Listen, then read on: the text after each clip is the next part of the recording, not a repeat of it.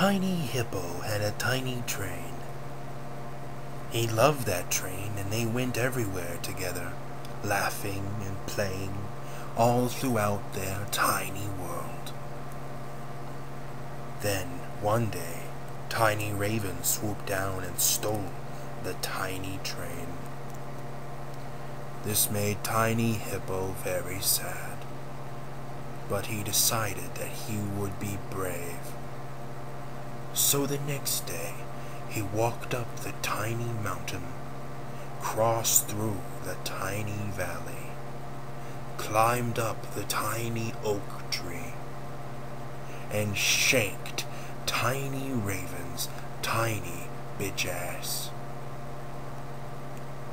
Ain't no one fucks with Tiny Hippo. Ain't no one.